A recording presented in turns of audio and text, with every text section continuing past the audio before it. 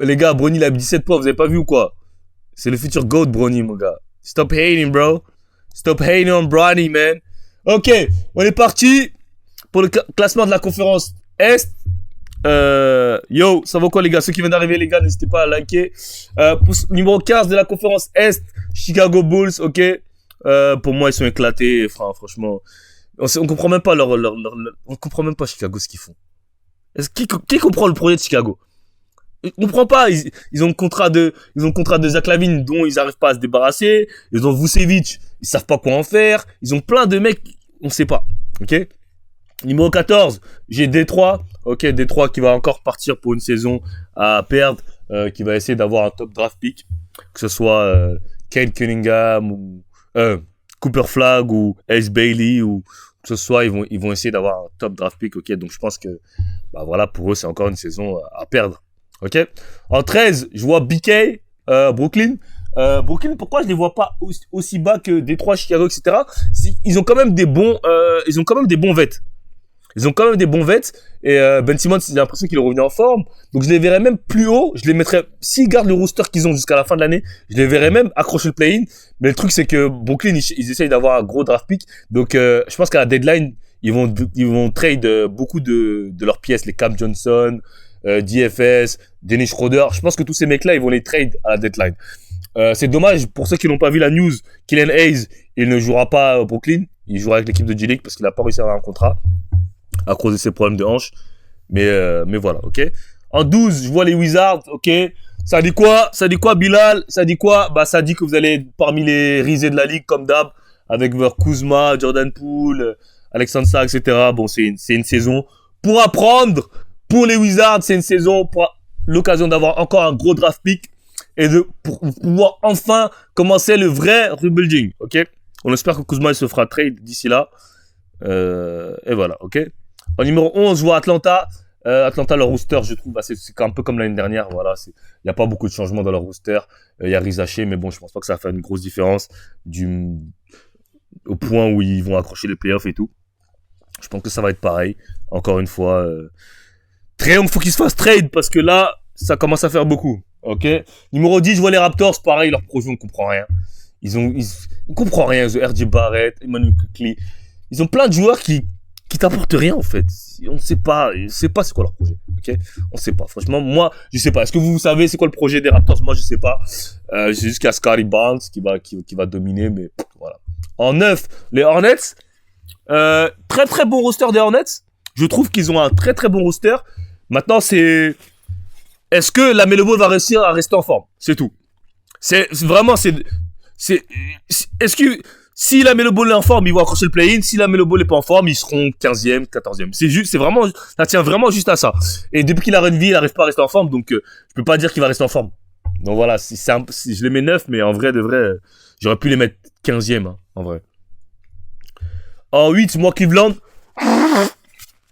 Cleveland, pareil.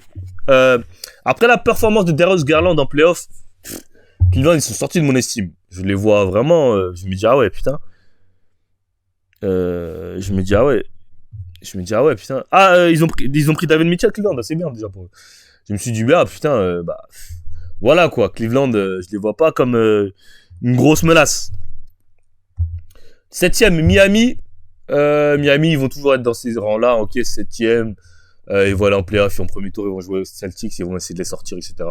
Voilà, Miami, je les vois pas faire une saison de ouf, mais je les vois pas aussi être aussi éclatés. Mais il faut faire attention à eux en playoff. Miami, c'est toujours une équipe où il faut faire attention à eux en playoff. Ok. 6ème, Orlando, ok. L'année dernière, je sais pas quelle place ils ont fini, mais je crois qu'ils ont fini à peu près à la même place. Là, ils ont récupéré KCP. Voilà, je pense que ouais, Orlando 6ème, hein. Orlando 6ème. Franchement, Orlando 6ème, ça me va. 5ème, Indiana. Ok, ils vont récupérer un peu tout le monde. Ils vont récupérer Mathurin. Ils ont déjà fait une saison ensemble. J'ai l'impression que la concurrence à l'Est, elle est pas mal cette année, hein. Honnêtement. Elle est pas mal. Dans le top 5, elle est pas mal. Ça n'a rien à voir comparé à l'Ouest, hein. Mais la concurrence est pas mal. Ok. Indiana, je les vois bien accrochés à la 5ème place. 4ème, New York, ok, il y en a beaucoup qui les voient plus haut, mais on l'a déjà vu en pression avec Michael Bridges. Je pense vraiment que les fans des New York Knicks vont commencer à insulter Michael Bridges d'ici peu. Ok, d'ici peu, vous allez vous rendre compte que échanger 5 first round pick contre Michael Bridges, c'est clairement du vol. Ok, mais bon, c'est Gobert qui a mis la barre très haute avec ses 5 tours de draft. Maintenant, tout le monde pense qu'il vaut 5 tours de draft. Ok. En numéro 3, on a les Sixers. Les Sixers, vous me direz les gars, mais les Sixers, en regardant leur roster, j'ai été vraiment surpris. J'ai dit mais ils ont vraiment beaucoup de bonnes pièces. Hein. Attendez, on va voir. Les Sixers, franchement les gars, il a dit je vois. Les Sixers les gars, franchement, si Embiid arrive à rester en forme les gars, ils ont un putain de roster les gars. Les Sixers les gars, ils ont un putain de roster. Les gars, les Sixers, ils ont un putain de roster, les gars. Ils ont Andre Drummond, Reggie Jackson, Tyrese Maxey, Kyle Lowry, Paul George, Kelly Oubre, Caleb Martin, Embiid, Jaren McCain, Eric Gordon, Yabusele. Franchement, les gars, je pense que les Sixers, ils ont là des roosters les plus complets. La NBA, je vous jure, les gars, ils ont là des joueurs, pas le meilleur, mais ils ont là des roosters les plus complets de la NBA. Et genre, même si Embiid rate des matchs, les Sixers peuvent quand même gagner énormément de matchs. Avec Yabusele, Eric Gordon, Caleb Martin, Jared McCain, Kelly Oubre, qui est un joueur qui tourne quand même à 20 points par match, Paul George, Kyle Lowry, Reggie Jackson, Tyrese Maxey, KJ Martin. Franchement, Andre Drummond, franchement, je vous jure, les gars, leur rooster, il est vraiment deep. Et je les ai mis 3e, mais je pourrais même les mettre 2e. Ils ont vraiment un roster deep as fuck. Ça me rappelle vraiment le roster des Celtics. Et je pense que maintenant en NBA, c'est plus facile de gagner avec un roster deep qu'un roster de superstar. Et leur roster, il est vraiment deep, les gars. Genre vraiment, no cap, il est vraiment deep leur roster. Je me rendais pas compte, hein. Mais quand je les ai vus jouer en précision, je dis mais ouais. J'ai dit damn, bro. Ils ont un roster, hein. Ils ont vraiment un roster. Donc il a été très bien construit le roster, no cap. Après le truc c'est que cet homme-là, tu peux pas compter sur lui en playoff. C'est ça le problème. C'est ça le problème, ok. En numéro 2, on a les Bucks, ok. Je pense que si Embiid, Lillard et Giannis sont healthy, je pense que si Giannis et Dame sont healthy, ils ont une chance de faire quelque chose, les Bucks. C'était la première saison, ok. Ils devaient chercher, ils ont eu du mal à se trouver, à savoir Giannis quand il faut avoir la balle, quand c'est Dame qui joue, etc. Mais je pense vraiment que cette saison, ils ont un beau roster, ok. Je pense vraiment qu'ils ont un beau roster. Après, comme il dit Tamso, ils ont pas une hype de ouf. Ils sont pas, voilà, ils ne sont pas excitants à voir jouer. Mais je pense qu'avec des role players comme Bobby Portis, Torrance Prince, Brook Lopez, voilà. Après, je pense qu'ils sont Chris Middleton, je pense qu'il va revenir à un bon niveau. Je pense ils ont pris Gary Trent Jr. C'est un très bon pick-up pour moi.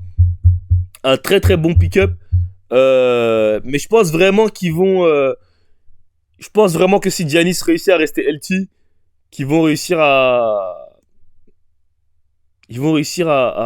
passer ce cap-là, ok. Et après, c'est comme les Sixers, hein. Est-ce qu'ils vont réussir à rester healthy? Ça, encore une fois, je peux pas le deviner, je peux pas lire dans l'avenir. Donc, je fais avec ce que j'ai en ma possession, et je pense que maintenant, voilà. Je pense qu'ils sont là. Ok. Les premiers, vous en doutez, c'est les Celtics. Voilà. Roster deep as fuck. Je pense qu'ils ont une grande chance de réaliser le doublé, le two-peat. Je vois pas qui peut les battre. À l'Est, en tout cas, je vois pas qui est meilleur qu'eux. Je ne vois pas. Les Sixers pourront peut-être les challenger. Je pense pas que les Knicks puissent les challenger. Je, je pense que les Knicks, leur trade, ça les a fuck up. Je vous dis clairement, je pense que les Knicks, le trade, ça les a tués. Et je crois qu'ils se rendent pas compte, mais la perte, quand ils vont se rendre compte qu'ils ont perdu Julius Randle et DiVincenzo, ils vont commencer à péter un plomb. Les Celtics, ouais, ils ont perdu personne quasiment. Ils vont récupérer Porzingis en forme. Voilà quoi. Voilà. Ah, ils ont Jay Scrub, ok. Je savais pas. Voilà. Ouais, ils ont. Dolin Walker, il a été cut. Mais ouais, ils ont. Voilà, ils seront dans leur prime.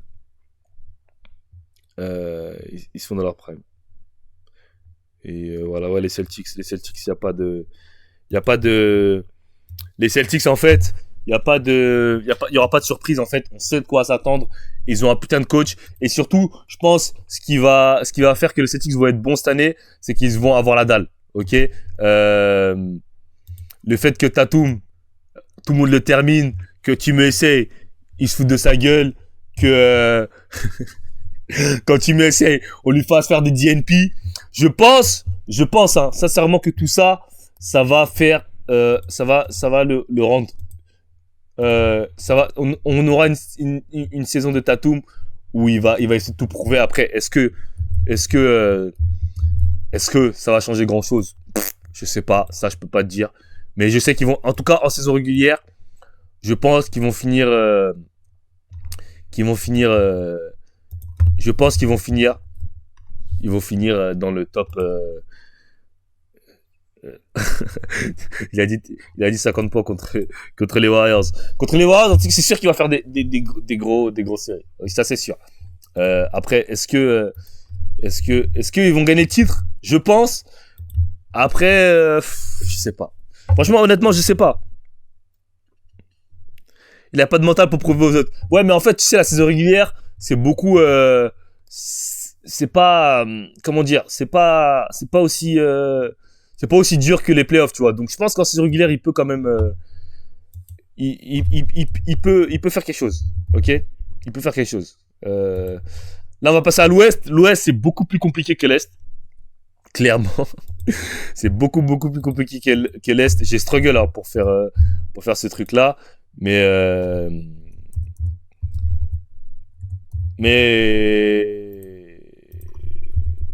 voilà. Moi, j'attends juste le match Minnesota vs Memphis. Ouais, frère, c'est Ja il va bousiller, il va bousiller Ant, les gars. Ja il va bousiller Ant, les gars. Je vous réserve pas trop de surprises, les gars. No cap. Ok, on va passer à l'Ouest. Je vérifie que j'ai oublié personne. Est-ce que j'ai bien mis les 15 équipes? Oui, c'est bon.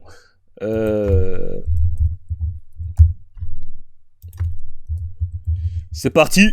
S'il y a des fans des Lakers, je vous préviens, vaut mieux vous quitter le chat parce que ça va pas vous plaire. Ce que vous allez voir. No cap, ça va pas vous plaire.